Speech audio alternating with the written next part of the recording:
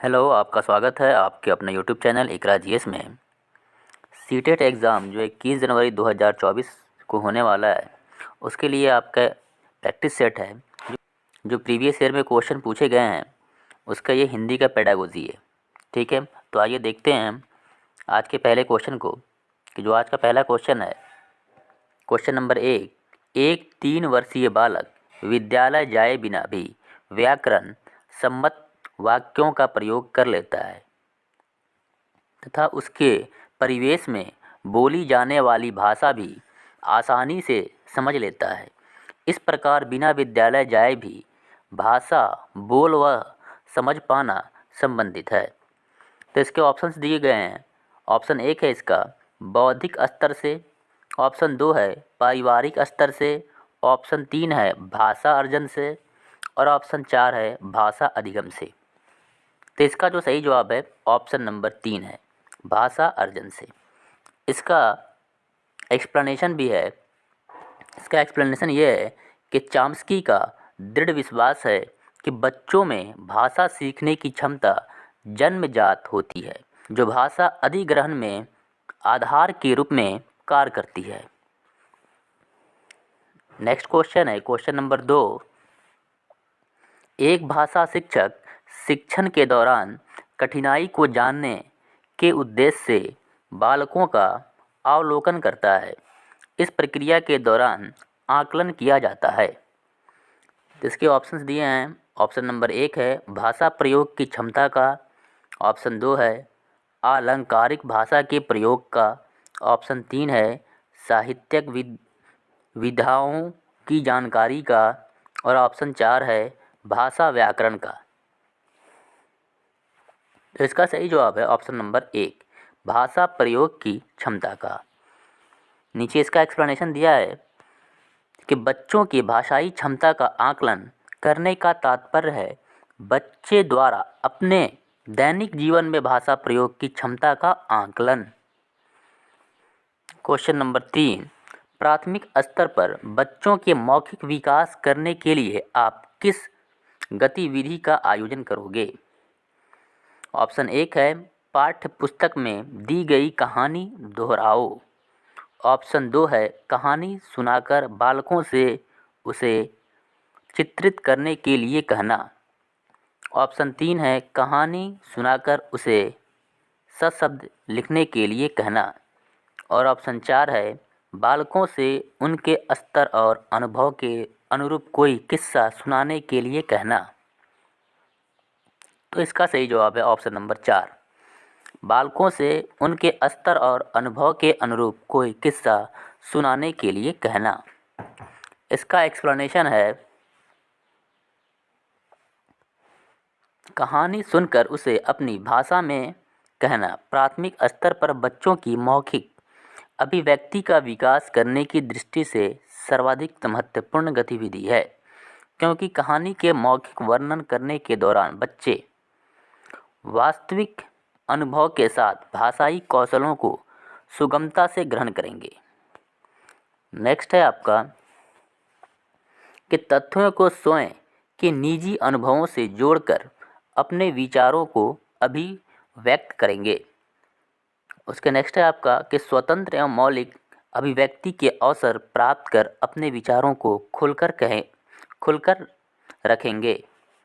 अतः निष्कर्ष निकलता है कि कहानी सुनकर उसे अपनी भाषा में कहना प्राथमिक स्तर पर बच्चों की मौखिक अभिव्यक्ति का विकास करने की दृष्टि से सर्वाधिक महत्वपूर्ण गतिविधि है। नेक्स्ट क्वेश्चन है क्वेश्चन नंबर 4। तीसरी कक्षा में पढ़ने वाली सरिता नींद के लिए अवधि तथा प्रार्थना के लिए अरज शब्दों का प्रयोग करती है। एक भाषा शिक्षक के रूप में ऑप्शन है इसके इन शब्दों पर लाल घेरा लगाएंगे, ऑप्शन 2 है इन शब्दों का हिंदी अनुवाद लिख देंगे, ऑप्शन 3 है मातृभाषा वाले इन शब्दों को स्वीकार कर लेंगे और ऑप्शन 4 है सरिता को यहाँ पे 2 बार आ गया है, समझाएंगे कि यह गलत है। तो इसका सही जवाब है ऑप्शन नंबर 3, मातृभाषा वाले इन शब्दों को स्वीकार करेंगे। क्वेश्चन नंबर 5 है, एक बालक व्याख्या सुनकर तथा दूसरा पढ़कर जानकारी एकत्रित करता है। ये दोनों बालक कौन सा भाषा कौशल प्रयोग में ला रहे हैं? ऑप्शन हैं इसके श्रवण कौशल, ऑप्शन 2 है पठन कौशल, ऑप्शन 3 है ग्रहणात्मक कौशल और ऑप्शन 4 है अभिव्यक्तात्मक कौशल। तो इसका सही जवाब है ऑप्शन नंबर 3, ग्रहणात्मक कौशल। क्वेश्चन नंबर 6 है, कक्षा 2 का बालक बेझिझक अपने घर अपने खिलौनों खेलने के ढंग की बातों को आपसे बताता है। तो ऑप्शन 1 है इसका, आप बालक के आत्मविश्वास को महत्व देते हुए बालक की मौखिक अभिव्यक्ति का आकलन कर लेते हो। ऑप्शन 2 है, उच्चारण की शुद्धता को महत्व देते हुए बालक का मूल्यांकन करते हो। ऑप्शन 3 है, आकलन की मानक विधि न होने के कारण उसकी बातों को हंसी में टाल देते हो। और ऑप्शन 4 है, आप बालक को स्कूल में घर की बात न करने के निर्देश देते हो। तो इसका सही जवाब है आपका ऑप्शन नंबर 1, आप बालक के आत्मविश्वास को महत्व देते हुए बालक की मौखिक अभिव्यक्ति का आकलन कर लेते हो। क्वेश्चन नंबर 7 है, ये एग्जाम में कई बार क्वेश्चन पूछा गया है। डिस्ग्राफिया से ग्रसित बच्चे के निदान के लिए आप क्या अवलोकन सही ठहराओगे? ऑप्शन 1 है इसका, कमल व कलम बोलने में कठिनाई। ऑप्शन 2 है, स व स में अंतर करने में कठिनाई। ऑप्शन 3 है, बालक द्वारा अक्षरों का लाइन के ऊपर नीचे लिखा जाना। और ऑप्शन 4 है, बालक द्वारा संख्याओं को जोड़ने में अक्सर गलती कर देना। तो इसका सही जवाब है ऑप्शन नंबर 3, बालक द्वारा अक्षरों का लाइन के ऊपर नीचे लिखा जाना। देखिए, डिस्ग्राफिया क्या होता है आपका, कि यह एक लेखन विकार है जो सुसंगत रूप से लिखने की क्षमता को प्रभावित करती है। अपने विचारों को लिपिबद्ध करने में कठिनाई आती है तथा विचार और लिखने की गति में सामंजस्य नहीं बैठ पाता।